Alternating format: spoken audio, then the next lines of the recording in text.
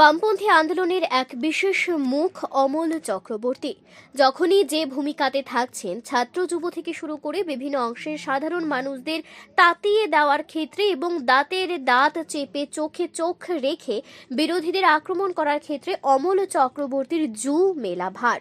এখানে উল্লেখ করা প্রয়োজন, এই সময়ের মধ্যে গোটা রাজ্য জুড়ে বামপন্থী ছাত্র এবং যুব সংগঠন থেকে শুরু করে বিভিন্ন গণসংগঠন সমূহ নানান কর্মসূচি নিয়ে ময়দানে দাপিয়ে বেড়াচ্ছে।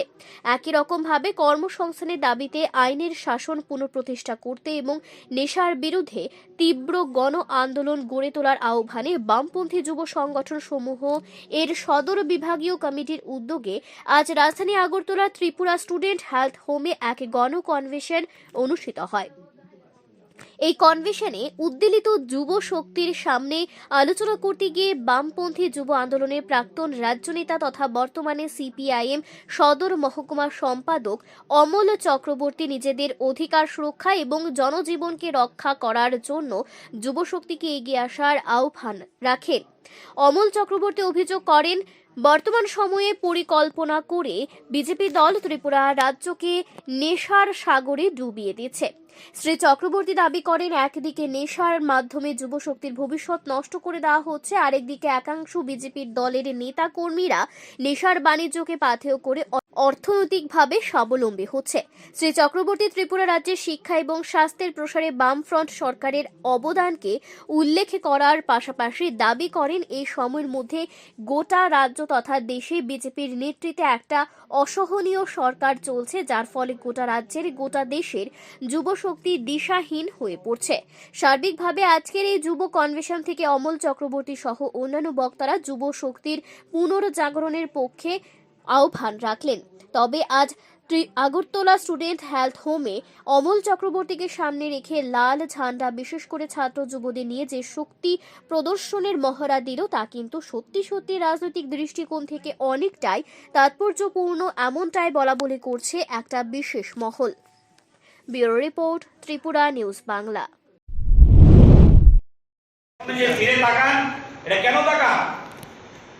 আপনার মাথা কাজ করে বলে মাথা আপনাকে সংকেত দিচ্ছে তোমাকে চিমটি কেটেছে, কিন্তু যার মাথা কাজটা করে সে কিন্তু কিছু বুঝতে পারে না। এই মাথাটাকে নষ্ট করে দাও। আজকে রাজ্যের বিজেপি সরকার, দেশের বিজেপি সরকার এই মাথা নষ্ট করে দেওয়ার ষড়যন্ত্র শুরু করেছে। এই যে আপনারা বলছেন নেশার সাম্রাজ্য, এটা দুটো উদ্দেশ্য। একটা হচ্ছে বিজেপির একটা অংশের নেতাদের পয়সার পাহাড় জমাও, নেশার সাম্রাজ্য করে, আর হচ্ছে নতুন প্রজন্মকে নেশার মধ্যে ডুবিয়ে দাও, নতুন প্রজন্মের চিন্তা শক্তি নষ্ট করে দাও। এই জায়গাটা হচ্ছে ভয়ের জায়গাটা। তাই আমি আপনাদের কাছে বলছিলাম, আপনাদের দায়িত্ব নিতে হবে। দেশের সরকার, রাজ্যের সরকারের একটাই ফর্মুলা, আমরা সবার ভালো করব না, অল্প মানুষের জন্য ভালো করব। কর্মসংস্থান গল্প বলছে রাজ্যের সরকার। আমি আপনাদের জিজ্ঞেস করি, কোথায় হবে কর্মসংস্থানটা? কর্মসংস্থানটা কোথায় হবে? আমার পরিষ্কার মনে আছে, আমি রাজ্যে দীর্ঘদিন ছাত্র যুব আন্দোলন করেছি। আমাদের রাজ্যের প্রাক্তন মুখ্যমন্ত্রী মানিক সরকার প্রায়ই বলতেন, রাজ্যে যদি মেডিকেল কলেজ, মুখ্যমন্ত্রীর কাছে আমার মনে আছে তৎকালীন কংগ্রেসের নেতা ছিলেন, বিধানসভার বিরোধী দলের নেতা ছিলেন, এখন মন্ত্রী, আমি নাম বলবো না, মানিক সরকারের কাছে বিধানসভায় দাবি করছেন সব হাসপাতালে ডাক্তার দিতে হবে। মানিক সরকার বলছেন ডাক্তার এনে দিন, আমরা পোস্টিং দিয়ে দেবো, বেতনের কোনো সমস্যা নেই। ডাক্তার তো ক্ষেতের মধ্যে তৈরি করা যাবে না, ডাক্তার করতে হলে মেডিকেল কলেজ চাই। চলুন বিধানসভার মধ্যে সর্বসম্মত দাবি করে আমরা দিল্লির হাতে একটা মেডিকেল কলেজ করি। বিরোধী দল নেতা চুপ সে গেছেন। মানিক সরকার বলেছেন, আপনারা যদি সাহায্য নাও করেন আমরা মেডিকেল কলেজ করে দেখাবো। 2005 সালে রাজ্যে মেডিকেল কলেজ হয়েছে। আজকে রাজ্যে ডাক্তারের কোনো সংকট নেই। আজকে রাজ্যে ডাক্তার পাস করে বসে আছে, রাস্তায় ঘুরছে, ডাক্তারদের অভাব দিচ্ছে না। এই বিজেপি সরকার লজ্জায় ঘৃণায় মাথা হেট হয়ে যায় না? পলাশরা রাজ্য স্তরে কনভেনশন করেছে, দেখছিলাম খবরের কাগজে, ডাক্তারবাবুরা এসে কথা বলেছে আমরা চাকরি চাই।